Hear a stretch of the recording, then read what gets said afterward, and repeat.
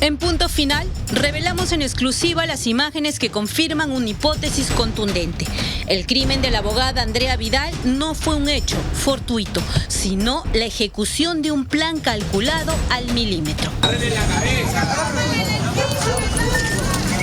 Detrás del ataque existe un autor intelectual, alguien que coordinó la participación de 2 vehículos y al menos 6 sicarios en motocicletas para seguir cada desplazamiento de la joven, con información precisa sobre su ubicación, la hora exacta de salida y su destino final. Alguien que sabía cuándo y dónde actuar. Está viva la chica. La chica está viva. Las cámaras que registraron el recorrido del taxi que Andrea abordó en la puerta de la casa de su novio Rodrigo Falcón en San Miguel muestran un seguimiento constante, cuadra por cuadra, hasta el punto exacto donde fue interceptada y acribillada cuando estaba por llegar a la vivienda de sus padres en La Victoria. Imágenes inéditas que evidencian vigilancia previa, coordinación y una ejecución que responde a una planificación estratégica.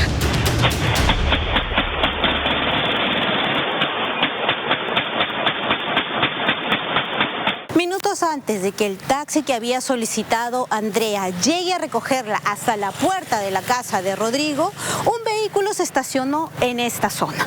Los ocupantes esperaron a que la joven aborde el auto, cruce por esta zona para empezar con la persecución.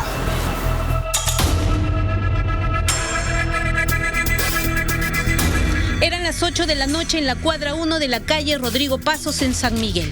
En esa casa, Rodrigo Falcón y Andrea Vidal terminaban de pasar el domingo juntos, como cualquier pareja.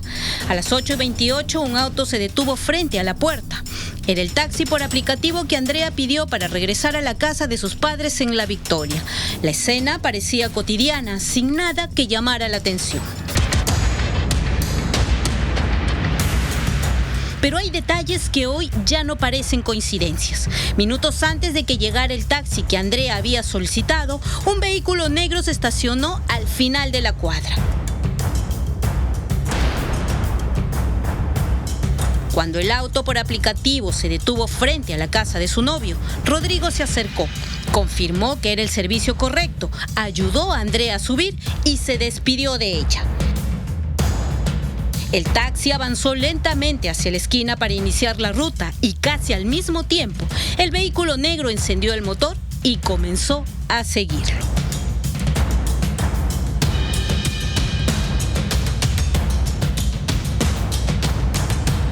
Y no fue lo único.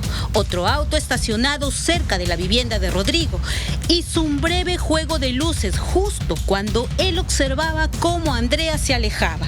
Un gesto que en ese momento pudo parecer irrelevante, pero que hoy, a la luz de las imágenes, resulta revelador.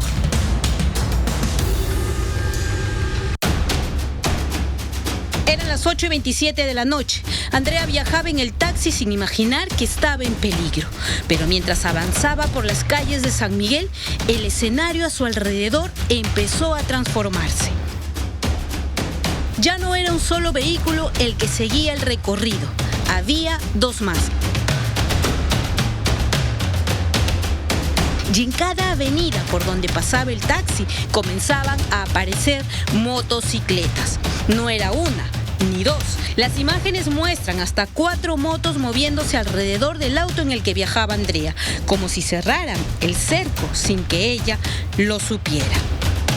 Pero cuando el taxi cruza la avenida La Marina, a la altura del centro comercial Plaza San Miguel, el mismo lugar donde, según el testimonio de Rodrigo Falcón, horas antes habían ido juntos al cine, el cerco se hace evidente.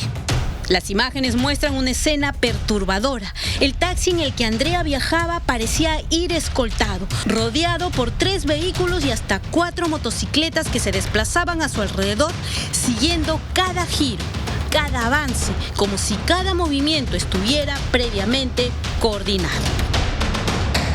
El taxi avanzó por varios distritos, salió de San Miguel, cruzó Pueblo Libre, continuó por Jesús María y siguió su camino hasta acercarse al cruce de las avenidas San Eugenio y Santa Catalina.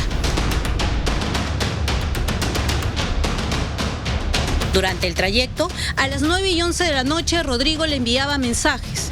Andrea seguía en movimiento sin imaginar lo que estaba por ocurrir.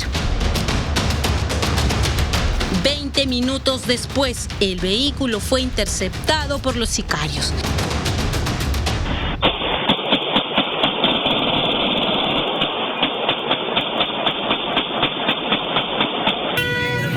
Acaban de matar a alguien acá. Sí, está muerto. Sí. En un primer momento, se sostuvo que el ataque habría estado dirigido al conductor por la cantidad de impactos de bala que recibió. Sin embargo, hoy la investigación revela otra secuencia. El chofer, ya herido, intentó avanzar para escapar y fue entonces cuando los atacantes dispararon para impedir que se llevara a Andrea. Así queda establecido que los 64 disparos tenían un solo objetivo: la abogada de 27 años, ex trabajadora del Congreso. Pero hay un detalle que estremece. Mientras Andrea ya estaba herida, los mensajes de Rodrigo seguían llegando a su teléfono. Le preguntaba si había llegado, si estaba bien. Decía estar preocupado porque no sabía dónde estaba. Y entonces surge la pregunta inevitable: ¿realmente no lo sabía? Porque según su propia declaración, él mismo le había entregado un celular con el aplicativo Find Me activado para seguir su ubicación en tiempo real. Es decir, podía ver cada movimiento, cada tramo del recorrido de Andrea.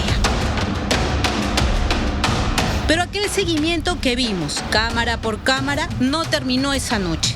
Dejó un rastro que un año después empieza a revelarse en un documento fiscal al que tuvimos acceso. Un documento que no solo reconstruye movimientos, también identifica nombres y perfila presuntos roles dentro de una estructura criminal. Las pericias balísticas confirman que las armas que se utilizaron en el crimen de Andrea Vidal también participaron en 4 eventos en Lima.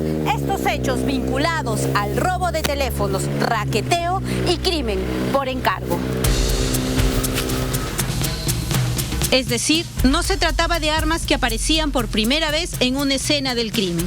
Fueron 3 armas de fuego utilizadas en Comas, en el asalto y robo de celular a un estudiante, en San Juan del Lurigancho, en el crimen de una persona vinculada al tráfico de drogas, en Villa El Salvador, en disparos contra una bodega por extorsión, y nuevamente en Comas, en otro robo.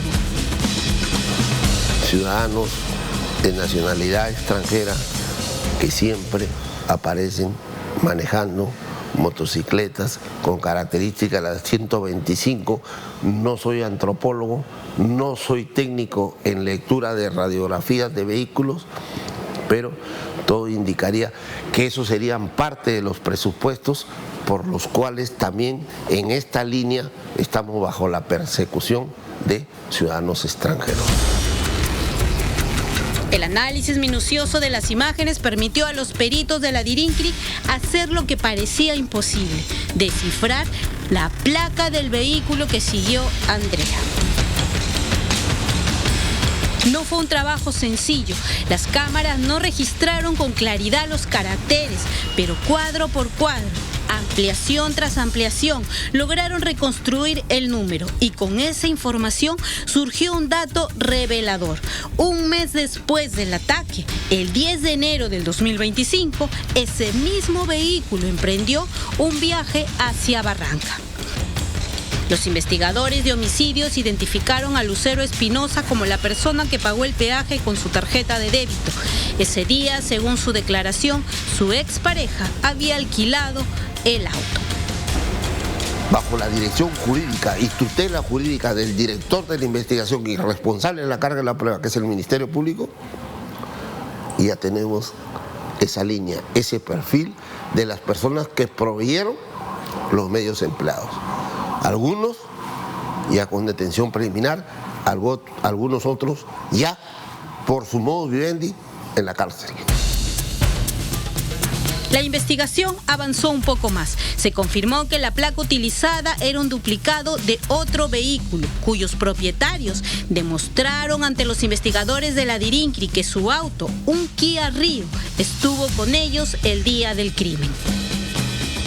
Ese duplicado había sido tramitado en la Cámara de Comercio de Piura por David More Calderón y David More Ríos, hermanos con antecedentes que incluso fueron investigados por la División de Robos de la Dirincri por gestionar la duplicidad de más de 200 placas vehiculares.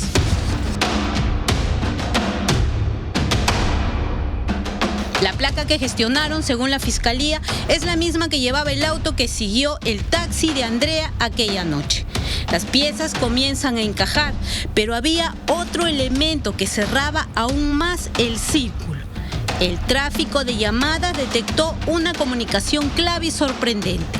Un mismo número de teléfono fijo registraba salida de llamadas, tanto con el celular de David Rodrigo Falcón como el de David More Ríos. Es decir, el número del novio de Andrea aparece conectado a través de ese registro telefónico con la persona relacionada al vehículo que, según la investigación, siguió desde la casa de Rodrigo el taxi que ella abordó aquella noche.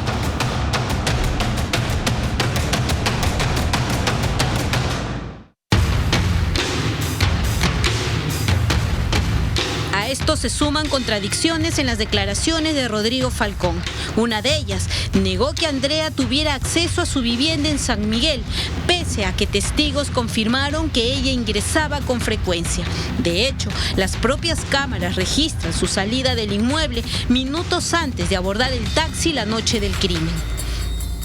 Para la primera Fiscalía Corporativa Penal de La Victoria, estas inconsistencias no son un detalle menor. Por ello, solicitó su detención preliminar junto a 4 personas. Sin embargo, cuando la medida estaba por ejecutarse, Rodrigo Falcón ya había salido del país. ¿Quién tenía conocimiento del desplazamiento exacto de esa nave? ¿Quién tenía conocimiento?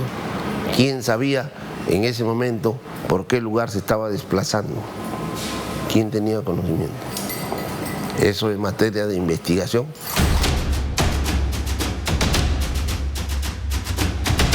Mientras tanto, el caso no se detiene. El equipo de homicidios de la Dirincri y la Fiscalía Penal Corporativa de La Victoria continúa siguiendo el rastro que dejó cada uno de los identificados a lo largo del recorrido captado por las cámaras. Ahora la investigación por homicidio calificado se centra en determinar si la persona que conocía con exactitud el desplazamiento de Andrea fue el autor intelectual del crimen o si cumplió el rol de centrarla, es decir, de proporcionar la información clave para que el ataque pudiera ejecutarse.